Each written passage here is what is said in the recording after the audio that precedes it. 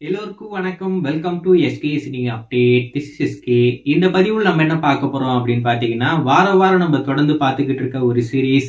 இந்த வாரம் என்னென்ன படம்லாம் தியேட்டர்ல வரும், என்னென்ன படம்லாம் ஓடிடியில வரும் அப்படின்னு சொல்லிட்டு நம்ம எல்லாருமே அவளா காத்துக்கிட்டு இருக்கோம். அதுபடி இந்த வாரம் என்னென்ன படம்லாம் தியேட்டர்ல வரப்போகுது அப்படின்னு பாத்தீங்கன்னா, ஆலம்பனா அப்படின்ற ஒரு தமிழ் படம் நம்ம வைபவ் நடிச்சிருக்காப்ல இந்த வாரம் தியேட்டருக்கு வரப்போகுது. அதுக்கடுத்து ஃபைட் கிளப் அப்படின்ற ஒரு தமிழ் திரைப்படம் நம்ம லோகேஷ் கனகராஜ் இந்த படத்தை வெளியிடுறாரு. கண்டிப்பா இந்த படம் நல்லா இருக்கும் அப்படின்ற மாதிரி தான் நான் எதிர்பார்க்கிறேன்.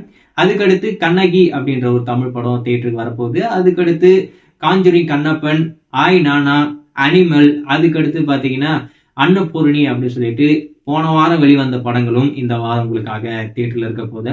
மொத்தமா 3 படம் தமிழ்ல இந்த வாரம் புதுசா வருதே தவிர பெருசா எந்த படமும் நம்மளுக்கு தியேட்டர்ல காத்துக்கிட்டு இல்லை. சரி, அதுக்கடுத்து என்னென்ன படம்லாம் ஓடிடியில வரப்போகுது அப்படின்னு பாத்தீங்கன்னா, கிடா அப்படின்ற ஒரு தமிழ் திரைப்படம் உங்களுக்காக ஓடிடியில வரப்போகுது. அதுக்கடுத்து வீரப்பன் வெப் சீரிஸ் ஜி5ல ஸ்ட்ரீம் பண்ண போறாங்க.